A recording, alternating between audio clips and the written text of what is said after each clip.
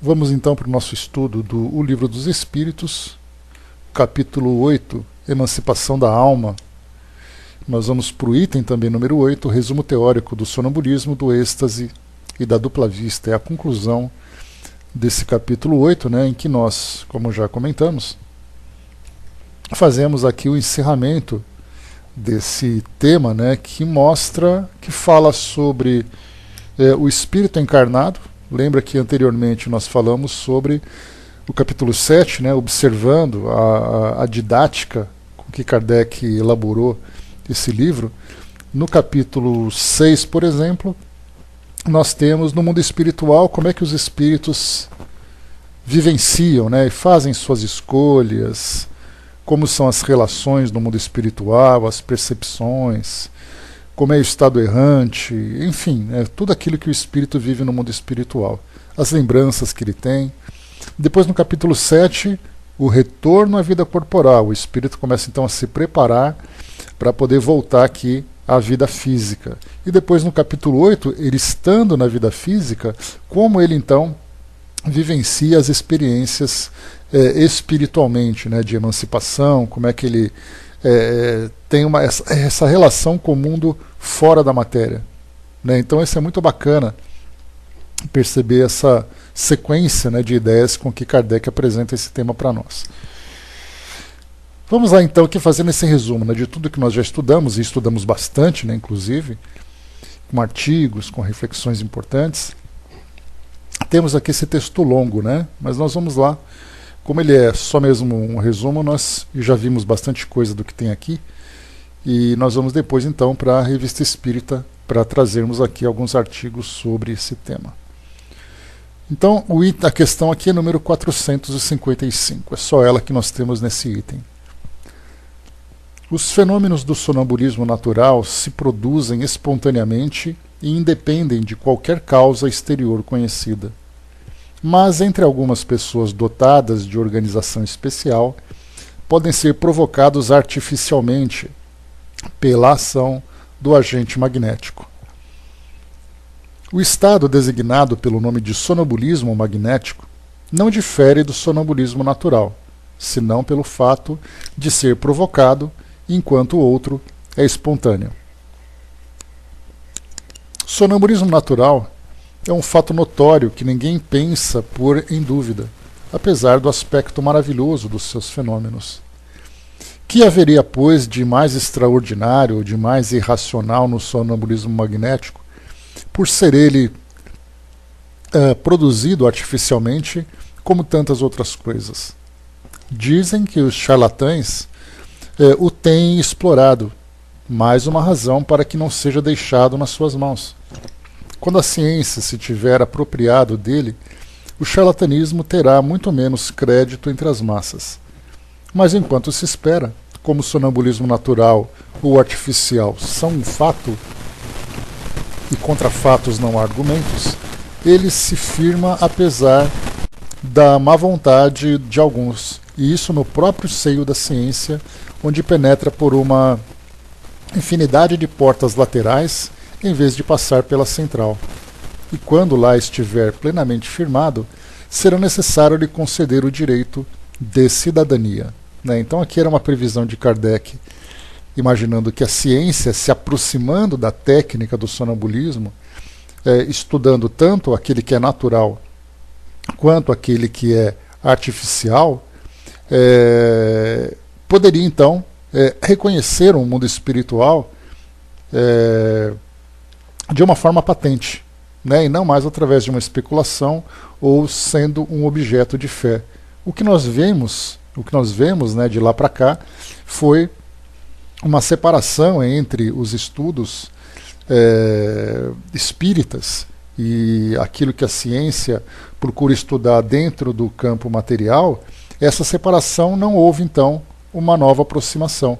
Então, mesmo que o sonambulismo, como Kardec coloca, é um fato que foi observado, podendo ser provocado pelo magnetismo, que também hoje acaba não sendo estudado, como também de uma forma natural, então acabou se excluindo essa técnica, essas práticas dos estudos científicos, e consequentemente também pela própria ciência, né, acabou não reconhecendo mais o plano espiritual, ou não se interessando em reconhecer o plano espiritual, estudá-lo e depois, obviamente, reconhecê-lo.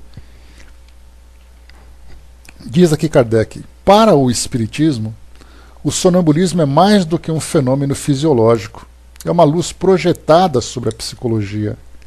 É nele que se pode estudar a alma, porque é nele que ela se mostra a descoberto. Ora, um dos fenômenos pelos quais ela se caracteriza é o da clarividência, independente dos órgãos comuns da visão. Os que contestam o fato se fundam em que o sonâmbulo não vê sempre, e à vontade dos experimentadores como através dos olhos. Seria de admirar que, os meios sendo diferentes, os efeitos não sejam os mesmos. Seria racional buscar efeitos semelhantes quando não existe um instrumento? A alma tem suas propriedades, como os olhos têm as deles. É preciso julgá-los em si mesmos, e não por analogia. Né? O que ele diz aqui é que um dos fenômenos que são observados, né, através do sonambulismo é a clarividência.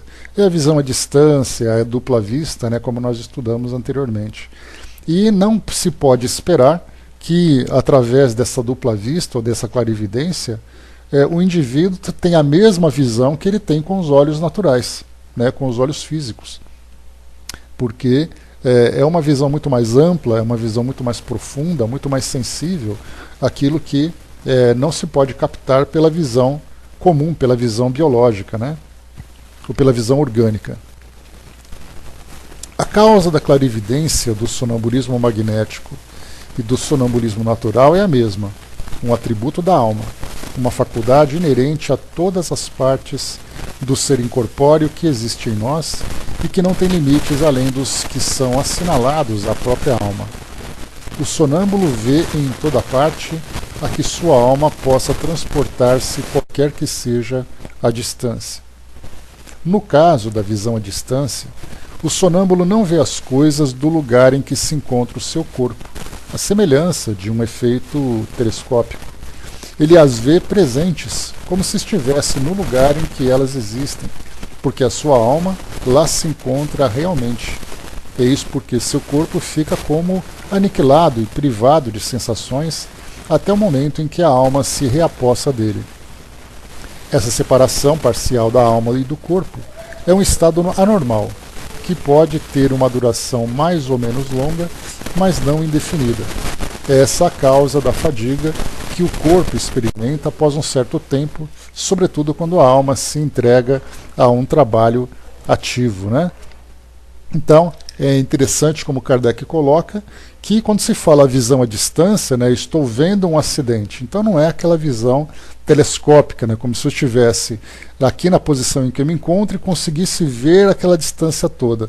Significa que o espírito, nesse estado sonambúlico, ele é capaz de projetar-se até aquele local e aí então ele tem uma presença ali em loco, estando no local, né? E aqui também o corpo físico, o estado do organismo, ele fica como aniquilado, né? Ou seja, ele fica ali, fica demonstrando uma apatia total. Então, embora o espírito se comunique através do corpo, ele continua falando, o corpo apresenta palidez, apresenta insensibilidade, tanto é assim que muitas vezes fazem experiências de perfurando, né, a mão do médium, atravessando uma agulha, e ele não sente nada. É um estado de transe que ele se encontra e ele perde então essa sensibilidade. Mas nesse caso, como foi colocado por Kardec, essa separação parcial da alma e do corpo é um estado anormal, que pode ter duração mais ou menos longa, mas não indefinida.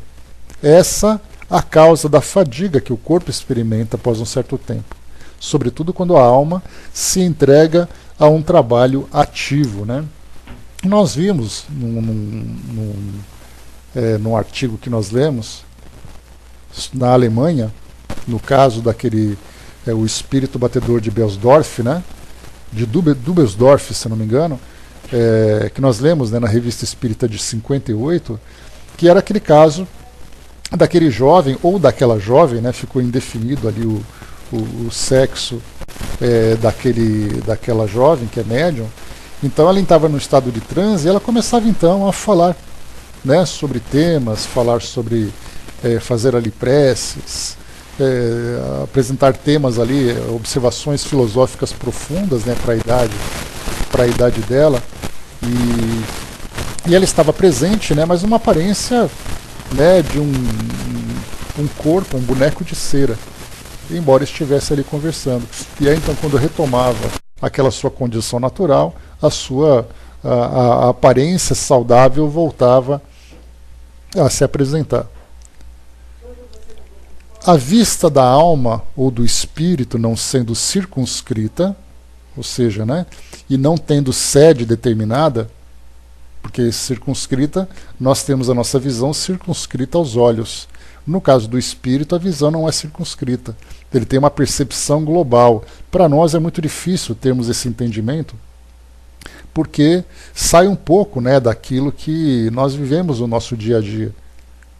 Falamos através da boca, ouvimos pelos ouvidos e vemos pelos olhos, o que é tudo óbvio para nós. Mas no caso do espírito, ele tem uma visão, essas percepções, essas sensações, de um modo geral, acabam sendo globais e ele então não ficam, né, essas percepções não ficam circunscritas. Então, para nós é muito difícil, né, Cosmos, bom dia. Então, para nós fica muito difícil termos uma comparação, sendo que vivemos de um modo muito restrito aqui, né, no nosso corpo físico. E ele continua.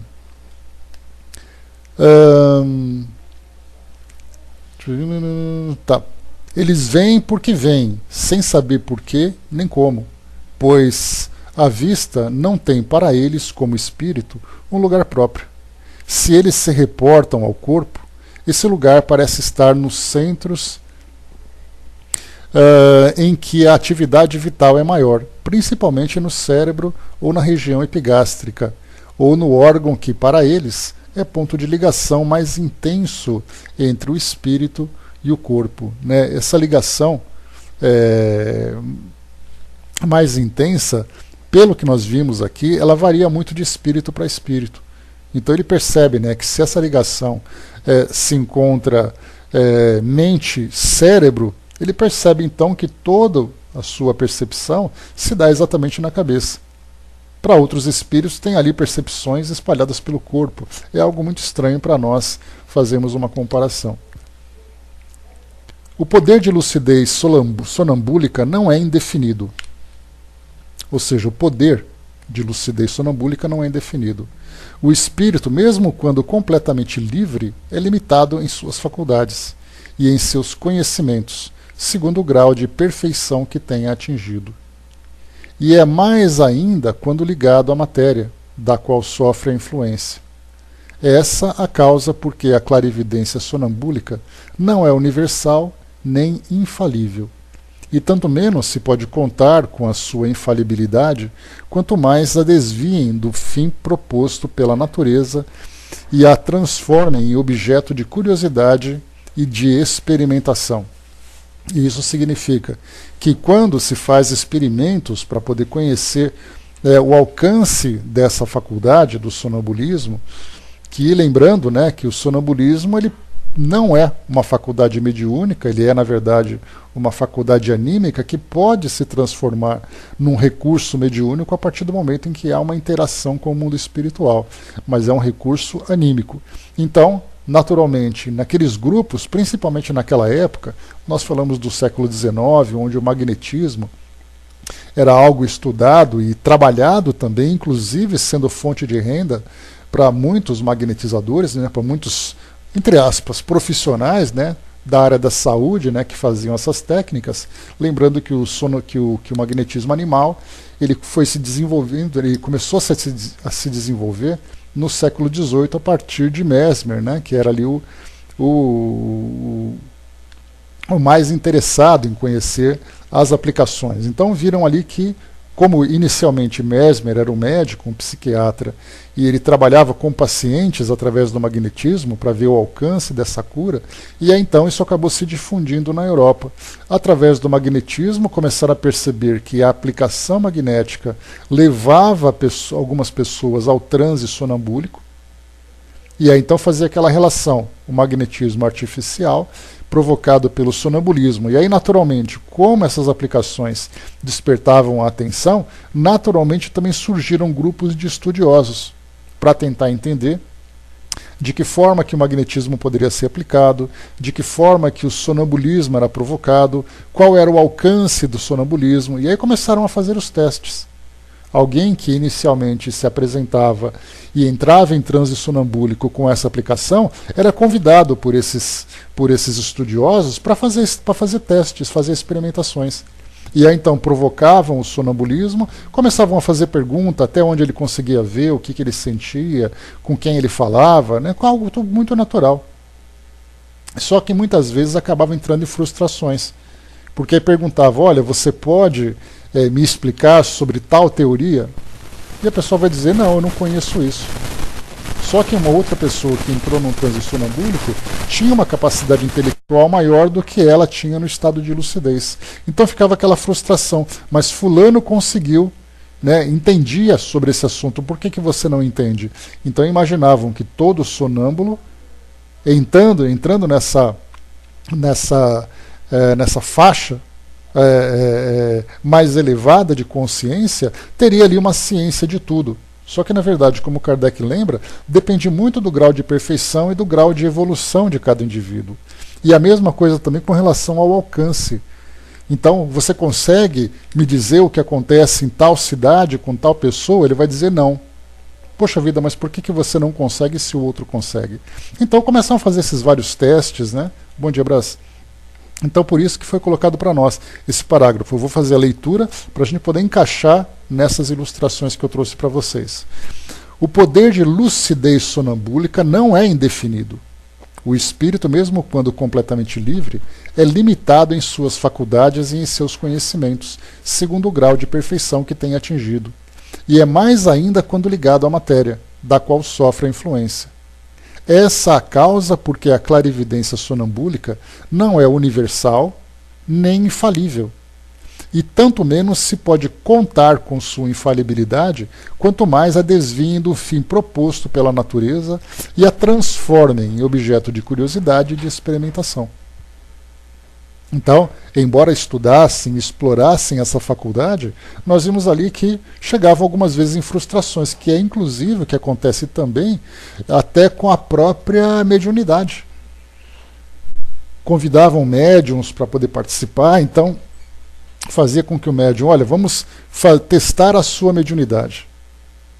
E aí então ele se sentava, se concentrava, e aí então esperava ali entrar naquele estado de transe através da presença de um espírito e não acontecia nada. E aí vão dizer, mas você é um médium fraco, você é um médium que, na verdade, você não é médium. Só que quando os espíritos têm interesse em se comunicar através dele, fazem isso de uma forma reservada. E quando ele é testado, nada acontece. Então, na verdade, isso não é um domínio do indivíduo, principalmente da mediunidade, que não depende do médium. O médium é um canal de comunicação e os espíritos se comunicam através dele. Se os espíritos não quiserem se comunicar, não vão se comunicar. E da mesma forma também impedir que outros se comuniquem, isso também vai acontecer. No caso do sonambulismo, ele pode entrar num estado de transe, mas ele vai apresentar muitas limitações de acordo com as suas condições. No estado de desprendimento em que se encontra, o espírito do sonâmbulo entra ele em comunicação mais fácil com outros espíritos, encarnados ou não. Essa comunicação se estabelece pelo contato dos fluidos que compõem os perispíritos e servem de transmissão ao pensamento, como o fio à eletricidade. O sonâmbulo não tem, pois, necessidade de que o pensamento seja articulado através da palavra. Ele o sente e adivinha. É isso que o torna eminentemente impressionável e acessível às influências da atmosfera moral em que se encontra. É também por isso que uma afluência numerosa de espectadores e, sobretudo, de curiosos mais ou menos malévolos prejudica essencialmente o desenvolvimento de suas faculdades, que, por assim dizer, se fecham sobre si mesmas e não se desdobram com toda a liberdade, como na intimidade e no meio simpático. a presença de pessoas malévolas ou antipáticas produz sobre ele o efeito do contato da mão sobre a sensitiva, né? Então, quando o indivíduo entra no transe sonambúlico, ele fica com a sua percepção muito mais sensível. Isso porque ela se dá agora através desse contato de fluidos. Então ele pode entrar em comunicação com encarnados e com desencarnados. Só que dependendo da qualidade, né, do pensamento, dos valores desses indivíduos com quem ele entra em contato, isso pode ser prejudicial ou pode ser benéfico. No caso, por exemplo, das experimentações, das apresentações que aconteciam também, aquela expectativa, aquela curiosidade, aquela torcida, né, que fica sempre negativa para ver se ele é um farsante, torcendo para não dar certo e tudo mais, isso acaba trazendo um grande prejuízo, exatamente por causa dessa sensibilidade. Nós já tratamos desse tema, né, o que acontece, por exemplo, dentro de um ambiente, numa palestra espírita. No auditório, o palestrante se encontra ali concentrado e, de repente, no auditório as pessoas começam a cultivar aquele pensamento negativo com relação ao tema que está sendo apresentado, a forma como se apresenta. E isso, de uma forma sutil, acaba se voltando contra ele. Muitas vezes o médium sai de uma palestra dizendo que não gostou do trabalho, não gostou daquele público, a impressão que ele tinha era ali de uma antipatia geral e as pessoas não disseram absolutamente nada. Mas o pensamento que era emitido contra ele provocava esse efeito. Então, para aqueles palestrantes que trazem, né, essa sensibilidade mais aflorada, principalmente médiuns sensitivos, que conseguem captar essa percepção, sofrem esse efeito, ao mesmo tempo também que recebem, né, esses benefícios quando são sustentados, né, de uma forma positiva pelos espectadores. Então, aqui nesse caso, nós temos aqui que é colocado, né, ele fica então eminentemente influenciável e acessível às influências da atmosfera moral em que se encontra. Então, por causa dessa comunicação que há entre fluidos, né, então, em desdobramento, ele tem ali aquela, vamos dizer, a expansão do seu perispírito e todos ali presentes, então, irradiando aquela psicosfera, entrando em contato todo mundo com todo mundo, esse médium, então, ou esse sonâmbulo, acaba, então, tendo essa percepção. A Andréa lembrou aqui, tem uma amiga que fez uma palestra e quando conversou comigo após, disse que não se lembrava de nada do que tinha falado. É um estado sonambúlico natural ou magnético? Não, às vezes não é nem um nem outro, Andréa. Às vezes ela pode, por exemplo, né, considerando que isso foi um efeito externo, muitas vezes os espíritos trazem para nós inspirações, nos ajudando a elaborar o nosso raciocínio, e muitas vezes nós transmitimos por essa intuição o pensamento dos espíritos. Então, na verdade, nós podemos colocar, se houve realmente nesse caso uma influência espiritual, nós podemos dizer que foi quase uma psicofonia. Só que num estado tão sutil que não chegou a alterar o estado de consciência da palestrante. Valdo, né, também se mostra dessa forma. Ele faz a sua palestra, os espíritos estão ali trazendo aquela intuição, ele vai falando das coisas dele, se misturando com as coisas que os espíritos vão apresentando também, e aí forma aquele conteúdo. Já no caso de um sonambulismo natural ou magnético, como nós vimos, o estado físico do sonâmbulo acaba se transformando.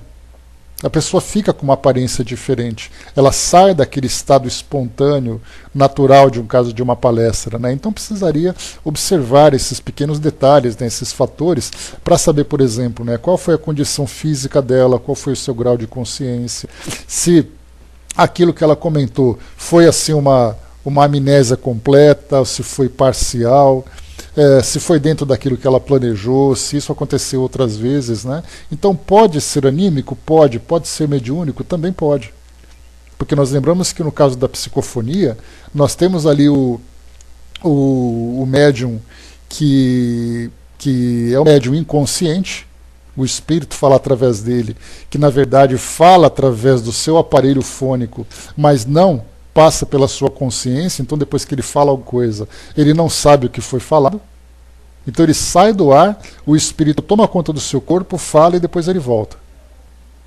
Esse é um caso de um médium inconsciente. Tem aquele médium semiconsciente, o espírito toma conta do corpo dele por causa desse envolvimento fluídico, que é o caso que acontece com a mediunidade, e aí então o médium fala por ele e ele está meio lúcido, ele sabe o que o médium está falando.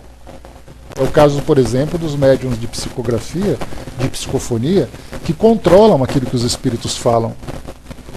E isso acontece principalmente nos casos de obsessão, espíritos sofredores, né? Porque do contrário o espírito fala o que quer. Ele vai xingar, ele vai dizer desaforos, ele vai fazer ameaças, e aí então o médium dá aquela segurada. Esse é o caso do médium semiconsciente. E no caso do médium consciente, muitas vezes a comunicação vem através da intuição. Então ele está falando, o espírito está ali fazendo a comunicação e ele pode ter consciência dessa intuição. E outras vezes não tem consciência dessa intuição. Ele está lúcido, ele não saiu do seu estado natural. Então nós podemos considerar muito mais uma influência espiritual, uma intuição que os espíritos acabam exercendo sobre o médium, do que necessariamente o sonambulismo, que tem essas características físicas que Kardec descreve aqui no nosso texto. Tá? Então fica muito mais desse lado. O Brás colocou, lembra de uma médium que psicografava, até lendo revista, sim, inclusive uma outra médium, Brás, que falava também. Ela falava coisas assim, enquanto ela ficava pensando na morte da Bezerra, e aí depois no final, o que você falou? Não sei. Porque simplesmente os espíritos utilizaram partes do organismo dela que não passou pela sua mente. Então são fenômenos curiosos, né, que Kardec foi observando, né, o grau de sensibilidade dessas percepções. A Miriam colocou, né, às vezes a própria insegurança de quem expõe acaba se conectando aos que naquele momento não estão muito equilibrados, né? Então falando dessa influência negativa que nós temos do ambiente e daquele público diante daquele que faz uma exposição, né? Isso realmente pode acontecer, não apenas dentro do meio espírita, né? Em qualquer meio onde existiria uma exposição. Né? Olá, professor. Continuando aqui, vamos lá. O sonâmbulo vê, ao mesmo tempo, o seu próprio espírito e o seu corpo. Eles são, por assim dizer, dois seres que lhe apresentam a dupla existência espiritual e corporal, confundidos, entretanto, pelos laços que os unem. Nem sempre o sonâmbulo se dá conta dessa situação e essa dualidade faz que, frequentemente, ele fale de si mesmo como se falasse de uma pessoa estranha. É que, num momento, o ser corporal fala ao espiritual, e no outro é o ser espiritual que fala ao ser corporal. Né? Então, muitas vezes o espírito diz assim, né? Ele precisa de ajuda.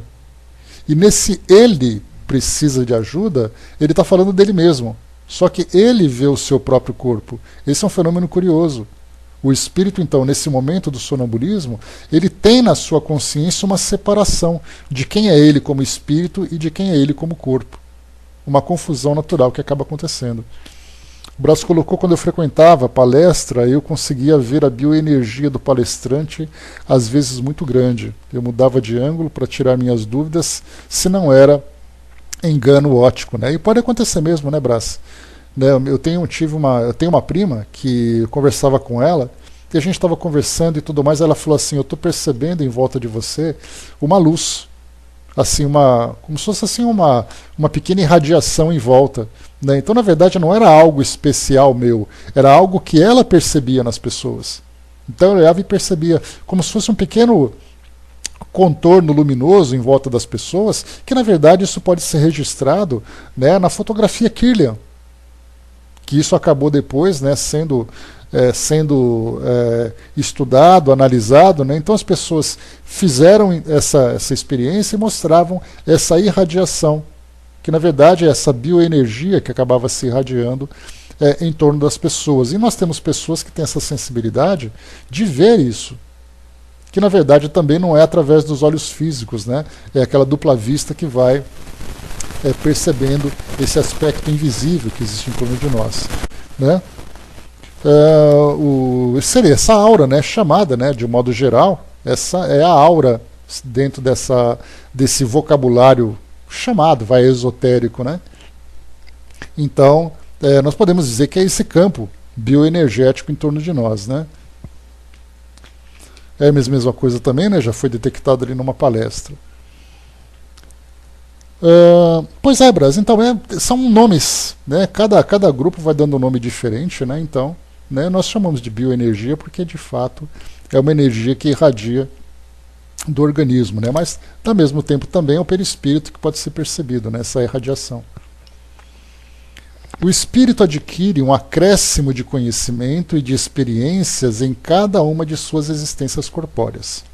Isso é normal, né? O espírito, então, nós vamos evoluindo conforme vamos vivendo tantas e tantas experiências. Esquece-os, em parte, durante a sua encarnação numa matéria demasiado grosseira. Então, quando nós reencarnamos, a nossa mente, né, vamos dizer assim, entre aspas, meio que ela fica reduzida. Então, todo aquele conhecimento que nós temos acaba sendo ali restrito devido à influência do organismo, que muitas vezes até, como nós já estudamos no Livro dos Espíritos, aqui no Livro dos Espíritos, falando sobre a influência do organismo sobre o espírito, muitas vezes o organismo é capaz de anular completamente a capacidade intelectual do espírito. Podemos ver, por exemplo, no caso das deficiências, das limitações intelectuais, né, de pessoas que vivem de uma forma quase que vegetativa, impedindo que o espírito se manifeste de qualquer forma. Então, dependendo da estrutura neurológica que o indivíduo tem, ele pode ter uma maior ou menor facilidade de expressar suas ideias. Mas o conhecimento que ele adquiriu, ele não perde. Ele tem a dificuldade de se expressar. E o que Kardec comenta aqui agora? Esquece-os em parte, isso numa pessoa sem qualquer tipo de limitação. Se tem limitação, esse esquecimento, entre aspas, acaba ficando ainda mais intenso. Mas esquece-os em parte durante a sua encarnação numa matéria demasiado grosseira, mas recorda-os como espírito. É assim que certos sonâmbulos revelam conhecimentos superiores ao seu grau de instrução e mesmo à sua capacidade intelectual aparente. A inferioridade intelectual e científica do sonâmbulo em seu estado de vigília não permite, portanto, prejugar-se nada sobre os conhecimentos que ele pode revelar no estado lúcido. Segundo as circunstâncias e o objetivo que se tem em vista, ele pode auri-los na sua própria experiência, na clarividência das coisas presentes, ou nos conselhos que recebe de outros espíritos. Mas como seu próprio espírito pode ser mais ou menos adiantado, ele pode dizer coisas mais ou menos justas. Então, muito comum nesse estado alterado, né, de consciência do sonambulismo, o indivíduo então começa a manifestar um vocabulário, um conhecimento que não é natural. No caso que nós vimos, né, no espírito de Dusseldorf, lá naquele texto, mais uma vez era uma adolescente que depois, naquele estado sonambúlico, começou a trazer ideias filosóficas muito acima da sua capacidade aparente. E aí, então, nesse caso, nós vemos, né, como Kardec coloca, a importância do sonambulismo, que se fosse abraçada pela ciência, teria oportunidade de ter esse conhecimento desse conteúdo intelectual do espírito, mostrando que o espírito traz uma bagagem muito grande através das reencarnações e viriam depois todas as consequências filosóficas desse estudo, né? Deixa eu ver aqui. Tá. O Brás colocou aqui, né? Uma vez eu estava em uma igreja evangélica lotada, apenas 3 apresentavam essa luz expandida, né? Pois é, interessante, Brás. Né? Aí já depende muito de sintonia, né? Do pensamento, de valores, né? Nesse caso que você está vendo, né? Pelos fenômenos do sonambulismo, seja natural, seja magnético, a providência nos dá a prova irrecusável da existência e da independência da alma e nos faz assistir ao espetáculo sublime da sua emancipação. Por esses fenômenos, ela nos abre o livro do nosso destino. Então Kardec fez esse comentário, e eu destaquei exatamente aqui na entonação, para mostrar para nós que nós poderíamos explorar o mundo espiritual sem necessariamente acreditarmos em espíritos. Ou se acreditarmos não, né? Dependemos da presença de espíritos, de fenômenos mediúnicos, de materialização. Através do sonambulismo estudado através, né, de uma metodologia científica bem organizada, sem qualquer tipo de prevenção, porque muitas vezes as pessoas organizam um experimento torcendo para dar errado. Então, nesse caso, né, as pessoas já vão esperando o contrário. Era por isso que Kardec, na sua época, selecionava rigorosamente as pessoas que participariam das reuniões mediúnicas da sociedade. Porque muitas pessoas iam por curiosidade. Ele vai chegar assim, não, eu vou lá para mostrar para aquelas pessoas que tudo isso é uma farsa. Ele já vai então com essa prevenção. Então aqueles que participavam eram indicados por membros da sociedade e essa indicação era analisada. E depois da aprovação, então ele era convidado a participar. No caso de grupos científicos, pegamos então todos aqueles, claro, né, que tem que ter ali uma coerência muito grande, porque muitas vezes nós pegamos ali muitos entusiastas e eles já vão acreditando que a coisa é verdadeira, sem qualquer critério de avaliação. Então, ao mesmo tempo, não podemos ser empolgados demais e nem resistentes demais. Nós temos que ter a serenidade e o equilíbrio para fazer essa investigação.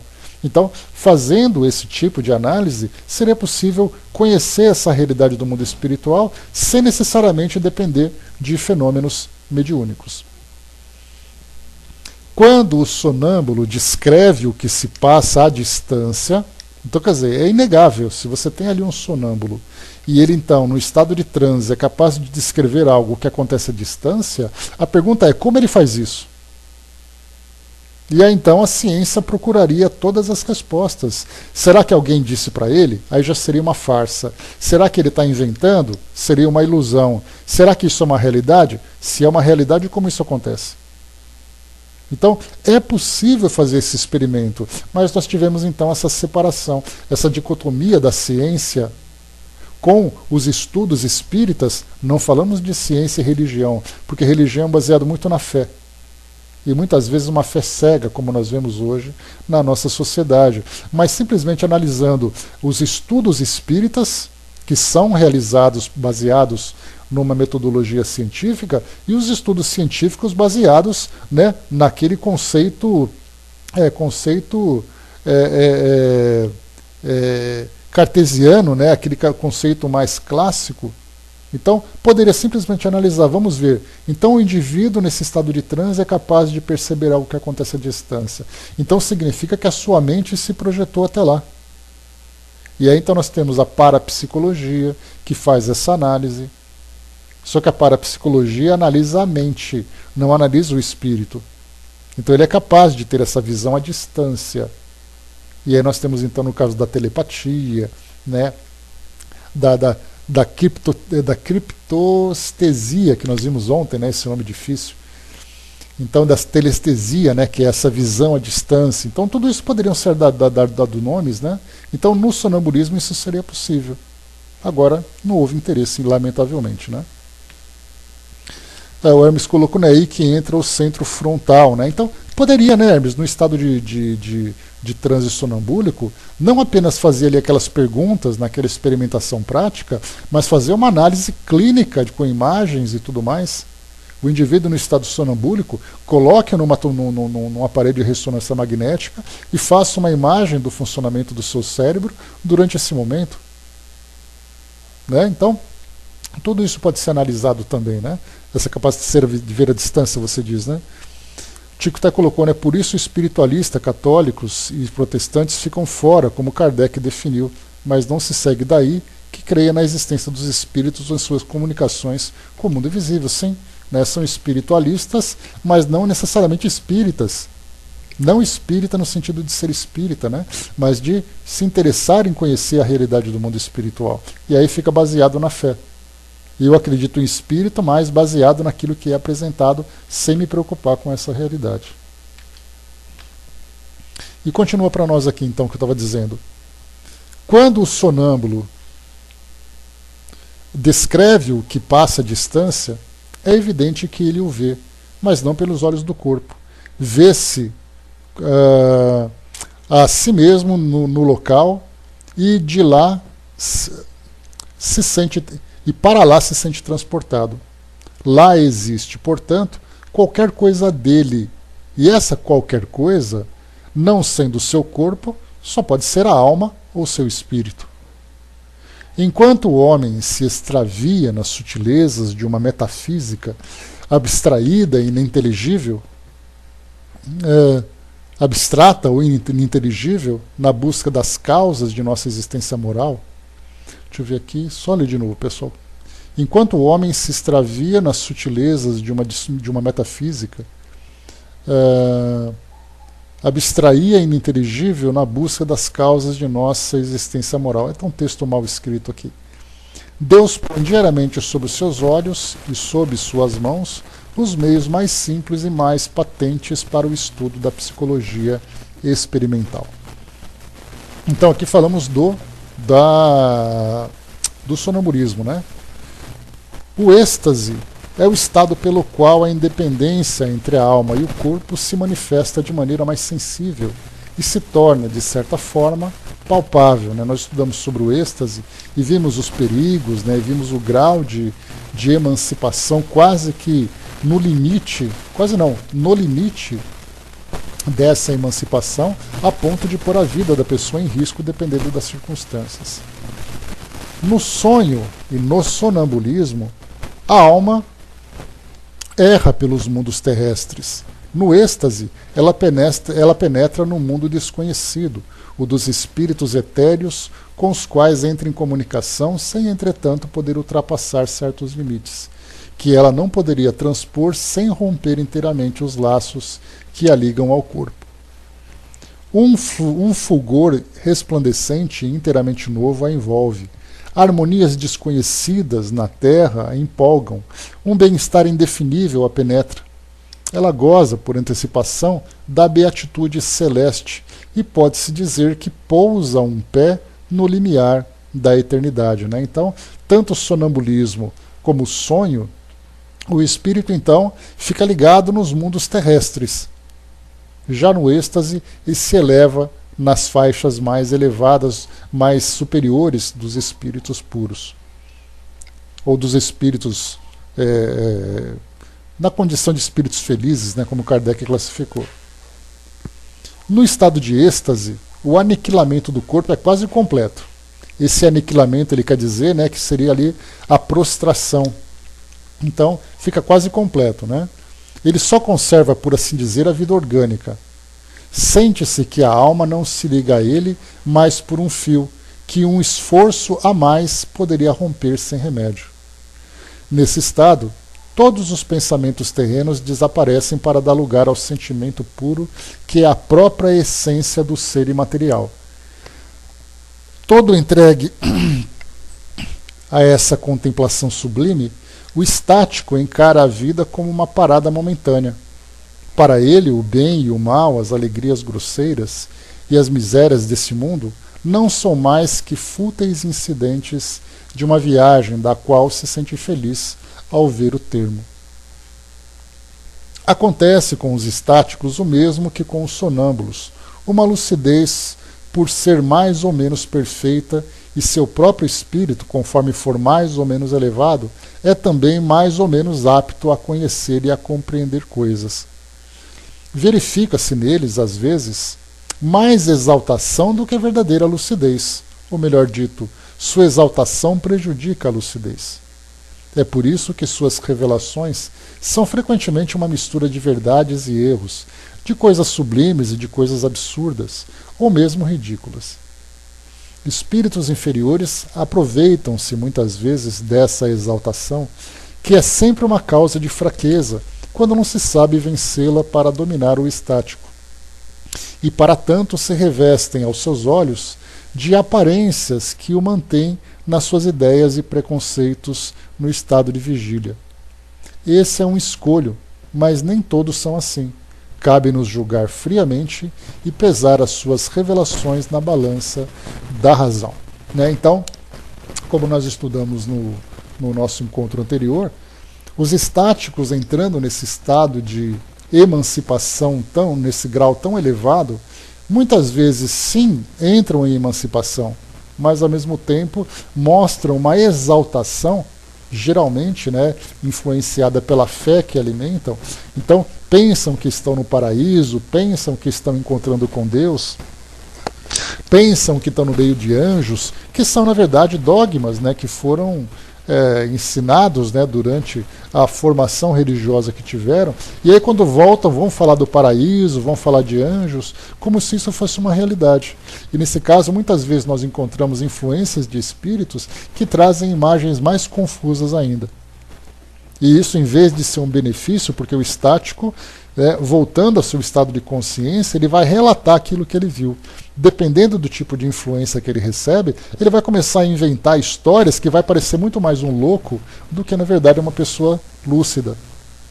E então aquilo que poderia ser positivo para ele próprio, pela vivência que ele teve, e para aqueles que vão aprender com seus relatos, acaba gerando maior confusão, prejudicando ainda mais as crenças no mundo espiritual. E é o que nós vemos hoje, né? Quando nós confundimos mais do que esclarecemos sobre o mundo espiritual, as pessoas tendem a se afastar muito mais das religiões do que se aproximar. Basta a gente lembrar hoje, você faz uma entrevista, escuta, qual a sua religião? Minha religião é tal. Você acredita em diabo? Não. Mas a sua religião diz que sim. Então é mais ou menos. Então ele acaba se afastando, porque ele não acredita plenamente naquilo que a religião traz. Essa história de anjo, essa história de paraíso, essa história de inferno, eu não acredito muito nisso não. Mas você é dessa religião. Mas eu só acredito numa parte, na outra não acredito. E aí, consequentemente, o fato de nós nos distanciarmos cada vez mais da realidade espiritual faz com que nós nos prendamos muito mais na realidade material. E quando nós nos prendemos nessa realidade material, nós sofremos muito mais, porque vivemos os nossos vícios, os nossos prazeres, as nossas ilusões. E aí, quando o espírito desencarna, ele se depara com uma realidade que simplesmente ele ignorava. E sofre por ter deixado para trás aquilo que ele acreditava ser a sua realidade. Então, olha quantas consequências vão surgindo a partir do momento em que surge uma influência. A mesma coisa acontece, por exemplo, com espíritos que se aproximam, nesse caso de médiuns, trazendo a influência sobre médiuns, os médiuns. Me fugiu o nome aqui agora. A mediunidade simples, a obsessão simples. Quais são mesmo as outras? Meu Deus do céu, esqueci. O médium. Fascinação, obrigado. No caso do fascinado, por exemplo, o médium, muitas vezes, ele é um médium de boa vontade, mas ele é um médium fraco de caráter. Então, na verdade, sendo ele, quanto mais ele se... Na verdade, Chico Xavier... Era a fascinação, Miriam, obrigado. No caso do Chico, ele foi alvo de muitos espíritos. Porque, sendo ele uma referência da doutrina espírita naquele período em que ele começou a trazer os seus livros, a participar de programas de televisão, aquela coisa toda, se você mostra a ele, ou o influencia e faz como que ele se apresente como um indivíduo desequilibrado, ele coloca em descrença toda a doutrina espírita que está sendo trabalhada para ser divulgada. Então, no caso de um médium que tem uma certa representação, envolvê-lo e colocá-lo nessa condição de fascinação é um prato cheio para aqueles espíritos que querem destruir a sua reputação e destruir também o próprio conteúdo doutrinário de que ele é portador.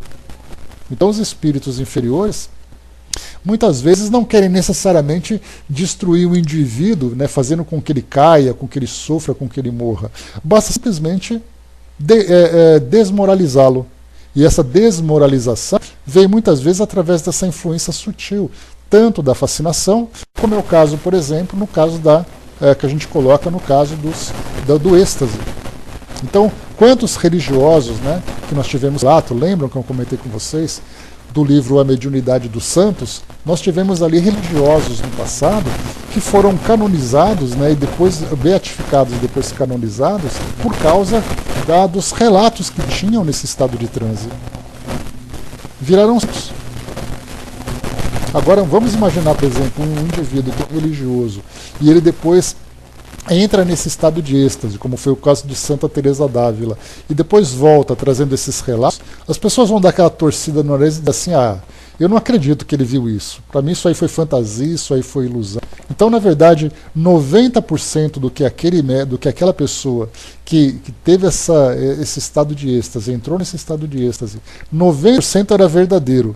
Mas aquele 10% de fantasia manchou tudo. E acaba trazendo um grande prejuízo para nós encarnados e para o próprio indivíduo, porque depois que ele volta, ele diz assim: eu vi tudo aquilo, mas eu acho que eu estava alucinando. O próprio indivíduo entra em descrença a respeito dele próprio. Pois é, mas esse chute tico e teco, né, para quem vivencia, é que para nós que nunca vivenciamos, é difícil, mas o êxtase ele provoca um estado de excitação tão grande, porque o indivíduo vai colocar um pé na eternidade, como Kardec descreve, né? Ele vai se apresentar, ou ele vai se fazer presente, né, numa dimensão tão elevada. É o que eu falei para vocês, eu trouxe um exemplo, né? No caso de experiências de quase morte.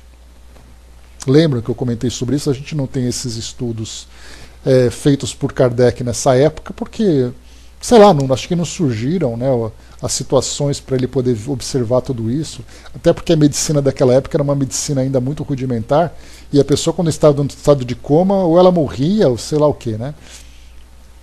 Mas aí, nos tempos de hoje, quando a pessoa entra num estado de quase morte, qual é o relato que tem? Que nós lembramos? Ela via um túnel de luz, ela se sentiu na presença de seres luminosos, ele sentiu aquela vontade de não mais voltar para o corpo. Quantas vezes nós ouvimos isso? Mas que ela foi puxada de volta para voltar para o corpo físico e de repente ela começou a retomar a consciência dela. Isso não seria um estado de êxtase que foi provocado, claro, por esse estado biológico, no caso de um coma, de uma anestesia? Mas as pessoas relatam que esse túnel de luz, essa impressão que ela tem, é uma impressão simplesmente indescritível de tão deliciosa que ela é. E isso não lembra para nós um estado de êxtase? Então, nesse caso, nós temos muito, com certa frequência, esses estudos que já viraram, né, documentários, estudos científicos que são feitos, né, e quantas vezes, quando o indivíduo volta para o seu estado de lucidez, ele então relata aquilo que ele viu, e aí então os médicos vão dizer: não, mas isso aí foi uma ilusão que você teve. É que seu cérebro estava super excitado naquele momento, né, em que muitas vezes lembra uma desencarnação, então você é bombardeado com descargas energéticas no cérebro, dá a impressão de que você viu isso, que você sentiu aquele prazer, tem liberação de hormônios, aí começam a trazer todas as explicações, né, ou as tentativas de explicações da nossa ciência terrena. Mas isso não descarta a possibilidade, nós sabemos disso, do espírito vivenciar uma experiência dessa natureza durante esse momento. Então nós temos algo bastante presente no nosso dia a dia, não apenas imaginarmos os santos que tiveram experiências assim, mas pessoas que viveram isso. Cheguei até para falar para vocês, né, o documentário do Dr. Edmund Woods, Raymond Woods, que ele fez o documentário Vida Além da Vida, né, Life After Life. Esse documentário tem relatos de pessoas que tiveram experiências de quase morte. E nessas experiências de quase morte, a maioria relata essas mesmas sensações, essas mesmas impressões. Vamos em frente. Deixa eu ver aqui se eu já li esse trechinho. Tá. Já vimos então, né, nós vimos então a parte de sonambulismo, o resumo do sonambulismo, estamos vendo agora o êxtase e depois vem a dupla vista. Vamos lá. A emancipação da alma se manifesta às vezes no estado de vigília e possui um fenômeno designado pelo nome de dupla vista, que dá aos que o possuem a faculdade de ver, ouvir e sentir a dos limites dos nossos sentidos. Eles percebem as coisas ausentes por toda parte, até onde a alma possa estender a sua ação. Veem, por assim dizer, através da vista ordinária, como por uma espécie de miragem. No momento em que se produz o fenômeno da dupla vista, o estado físico e sensivelmente modificado Os olhos têm qualquer coisa de vago, olhando sem ver, e toda a fisionomia reflete uma espécie de exaltação. Constata-se que os órgãos da visão são alheios aos fenômenos ao verificar-se que a visão persiste mesmo com os olhos fechados. Essa faculdade se afigura aos que a possuem tão natural como a de ver. Consideram-na um atributo natural que não lhes parece constituir exceção. O esquecimento se segue em geral a essa lucidez passageira, cuja lembrança se torna cada vez mais vaga e acaba por desaparecer como a de um sonho.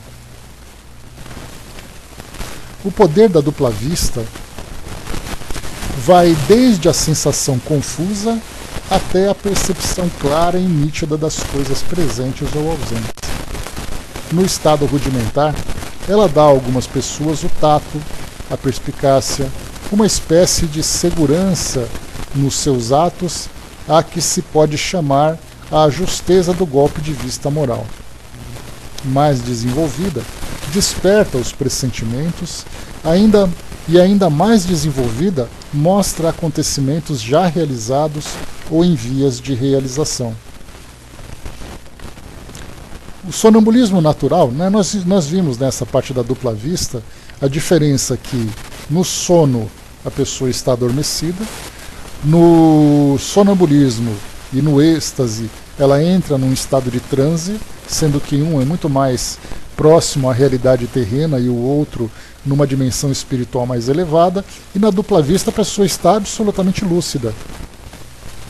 Só que muitas vezes ela tem um olhar vago, né, porque é como se nós estivéssemos dentro de um ambiente e em vez de você olhar para aquilo que existe nesse ambiente, você olha através da janela e fica concentrado lá fora. Enquanto todo mundo está olhando a sujeira da janela, você vê através da janela e vê um gato passando no muro. Então a sua concentração vai além daquilo que a realidade está mostrando para a maioria das pessoas, né? Então isso dá a ela também uma certa justeza no golpe de vista moral, como ela está dizendo, né? Tem uma percepção diferenciada.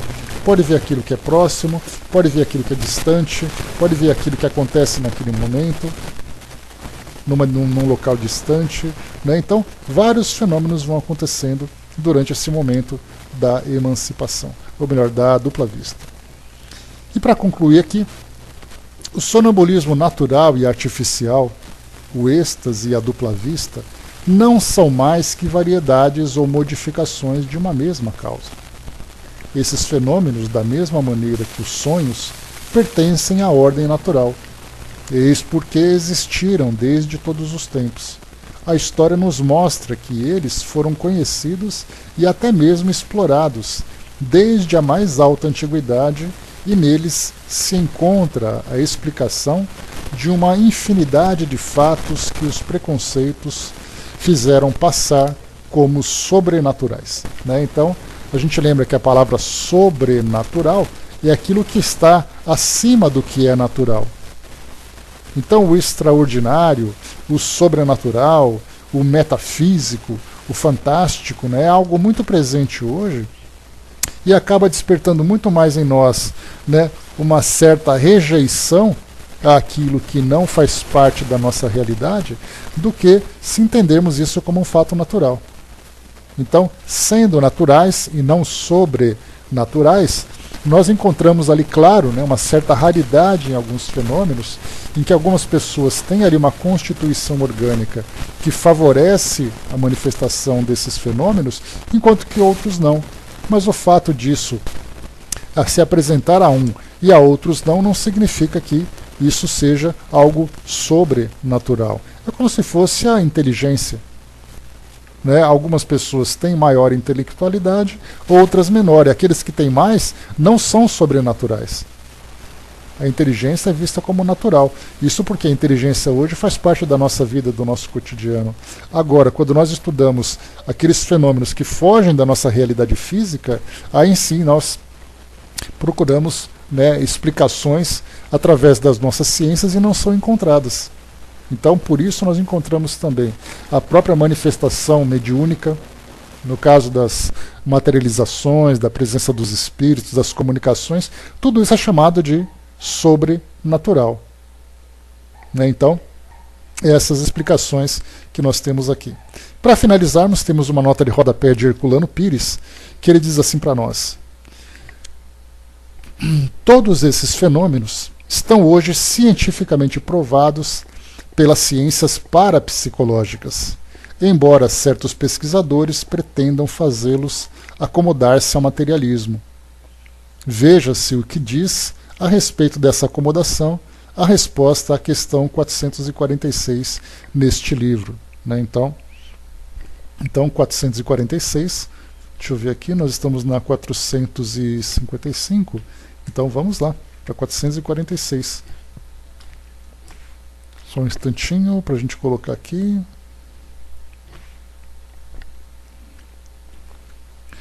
(446) também não é aqui.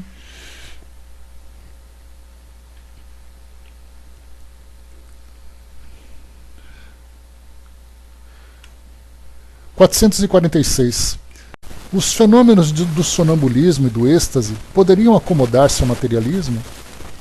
A resposta: aquele que os estuda de boa fé e sem prevenções não pode ser materialista nem ateu. Ou seja, porque vê ali mesmo uma possibilidade, uma realidade dessas manifestações. Né? Então, esse aqui foi a contribuição de Herculano Pires nesse nosso estudo de hoje. Então, eu trouxe para vocês aqui mais uma vez, aproveitando esses momentos finais, pessoal, mais uma vez, lembrando que amanhã nós não teremos estudos, tá? Antes que vocês vão embora. Trouxe para vocês aqui 3 artigos, ano de 1858, 59 e 63, os 3 falando do sonambulismo. Né? Então nós temos aqui, deixa eu ver, a independência sonambúlica, sonâmbulos assalariados e depois dualidade do homem provada pelo sonambulismo.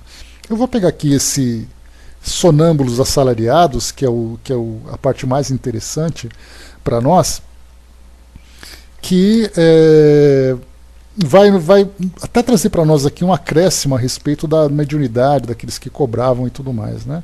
Vamos em frente aqui rapidinho. Então eu estou aqui na Revista Espírita do ano de 1859, no mês de abril.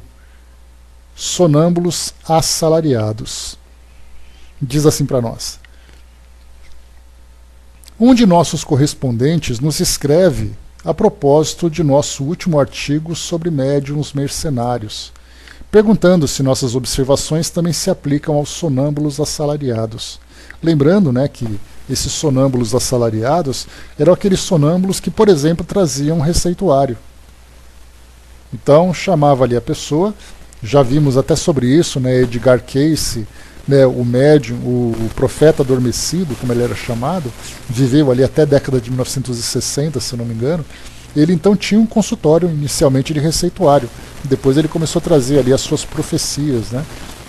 Então ele se deitava ali na sua poltrona e soltava um pouco a gravata, se concentrava e de repente ele começava a falar para a pessoa da doença que ela tinha, porque ele via dentro do corpo dela os órgãos que estavam afetados.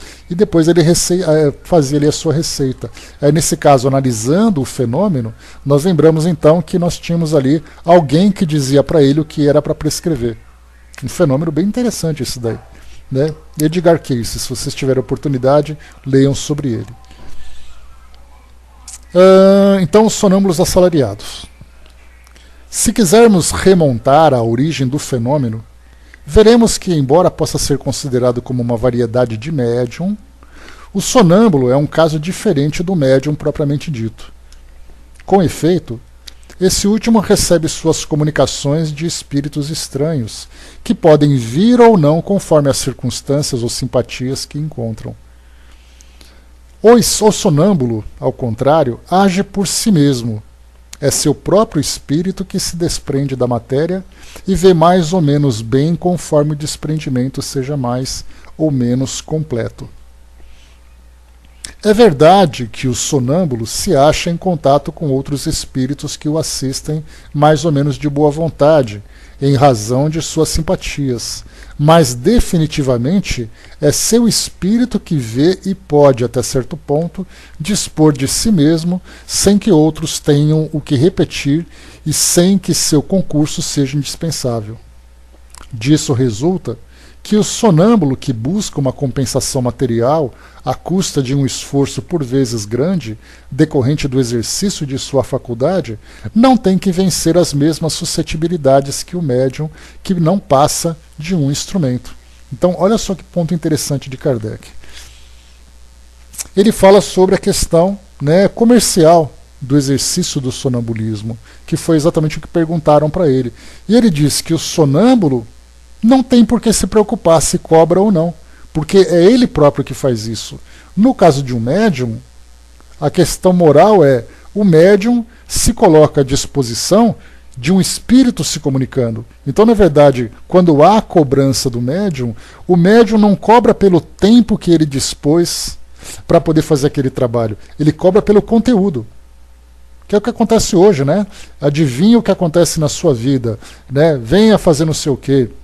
Nós falamos dos médiums reais, né? Não falamos ali dos charlatães, porque os médiums verdadeiros, embora utilizem a mediunidade de um modo negativo, realmente vivenciam a mediunidade, têm comunicação com os espíritos. Lembram do caso do filme Ghost, né, que a gente pega aquele exemplo da Oda Mae Brown, interpretada pela Whoopi Goldberg? Então nós temos ali, ela era uma médium, que no início era charlatã, e depois acabou se transformando numa médium verdadeira. E aí então as pessoas se comunicavam. Então vamos dizer assim, olha, se você quiser conversar com um ente querido seu que desencarnou, eu faço a psicografia. Beleza. Então você vai lá, olha, eu cobro tantos reais para poder trazer para você a psicografia do seu ente querido. E aí então, começo a psicografar e entrego para ele. Eu cobro pela psicografia.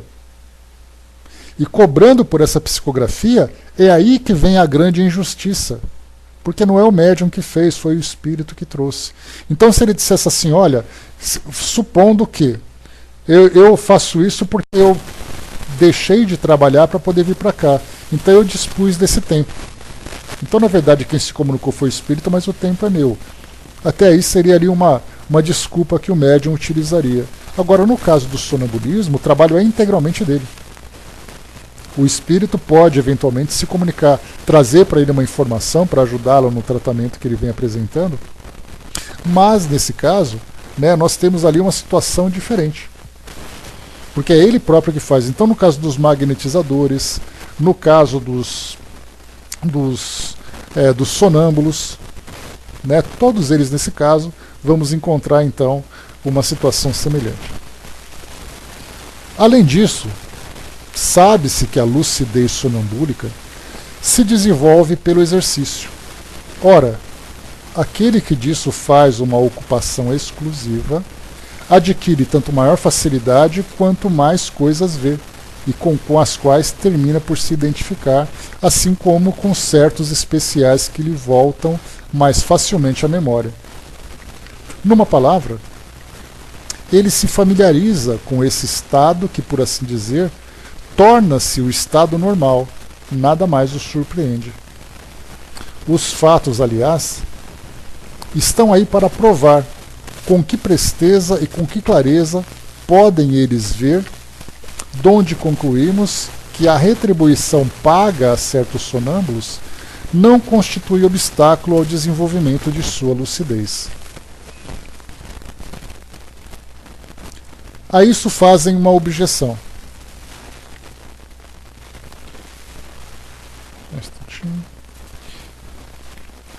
A isso fazem uma objeção. Como a lucidez muitas vezes é variável e depende de causas fortuitas, pergunta-se se a atração do lucro não poderia induzir o sonâmbulo a fingir essa lucidez, mesmo quando ela lhe faltasse, por fadiga ou por outra causa, inconvenientemente que não ocorre quando não há interesses em jogo. Isso é verdade. Respondemos, porém, dizendo que tudo tem seu lado mau. Pode-se abusar de tudo e por toda parte onde se insinua a fraude é necessário. E por toda parte onde se insinua a fraude é necessário desacreditá-la. O sonâmbulo que assim agisse faltaria com a lealdade, o que infelizmente se encontra também nos que não dormem. Com um pouco de hábito podemos percebê-lo facilmente, e seria difícil enganar por muito tempo um observador experimentado. Nisso, como em todas as coisas, o essencial é nos assegurarmos do grau de confiança que merece a pessoa à qual nos dirigimos.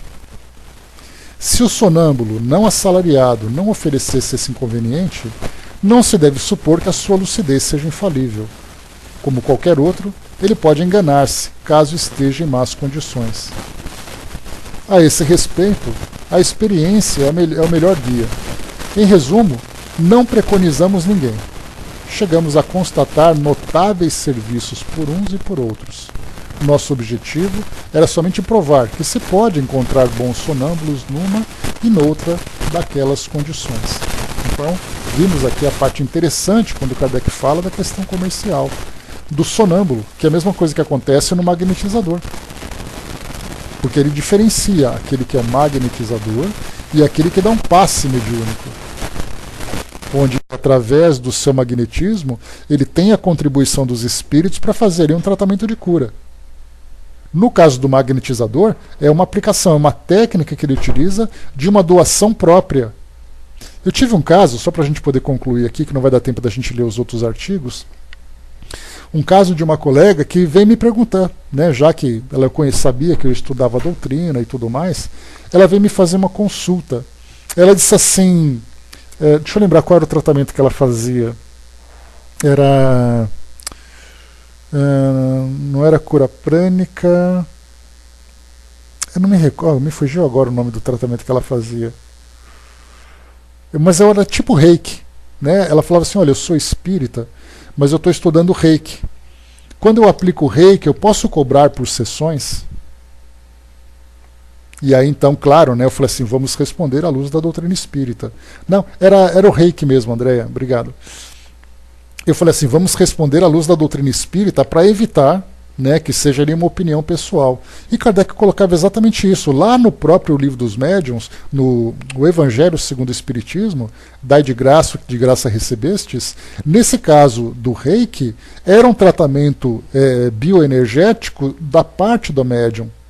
A mesma coisa que acontecia com os magnetizadores. Então era legítimo que ela tivesse o consultório dela, ela trabalhava com isso. Hoje ela trabalha com radiestesia, trabalha com reiki, né, e trabalha com outras técnicas holísticas também. E ela tem um consultório e ela vive disso. E ela perguntava, né, será que eu posso cobrar por isso? A resposta que Kardec dava é sim. Ela estudou, ela fez curso, ela doa de si mesma, ela investe o tempo dela. Então é justo que ela tenha ali a sua remuneração por esse tipo de trabalho que ela realiza. Porque ele não é mediúnico. Agora, no caso da mediunidade, ela não pode cobrar por um conteúdo que não pertence a ela. Pois é, teve uma mudança agora, né, Angelina? Estão fazendo adaptações ainda nas novas técnicas oferecidas pelo SUS. Dentre elas, tem essas aí agora que estão começando a entrar, né? Tchau, André, vai com Deus. Beijos, bom feriado. Então, o que nós vemos aqui? O sonâmbulo, o magnetizador, aquele que trabalha com reiki. Então, todos eles são de autodoação. Não tem contribuição por parte dos espíritos. Tá? Então, para quem quiser, mais uma vez aqui, mês de abril de 1859, que fala aqui sobre os médiuns sonâmbulos assalariados. Tá? Então, só a título de curiosidade, inclusive Kardec fala também aqui, e eu quis ler para vocês esse texto, porque Kardec apresenta para nós aqui uma diferença entre o que é mediunidade, o que é sonambulismo, né? E isso reforçaria, né, o tema que nós estamos estudando. Então, meus amigos, encerrando por aqui o nosso encontro de hoje, mais uma vez nós terminamos o capítulo número 8, Emancipação da Alma, sim. E aqui no capítulo número 9, que é o tema que nós vamos estudar no próximo encontro, intervenção dos espíritos no mundo corpóreo. Um tema muito interessante que vai falar sobre influências espirituais, processos obsessivos, as possessões, anjos da guarda, os pactos, bênçãos e maldições, né? Aquilo que faz muito parte do nosso cotidiano. Muitas pessoas trazem dúvidas a respeito desse tema. Então, capítulo 9, intervenção dos espíritos no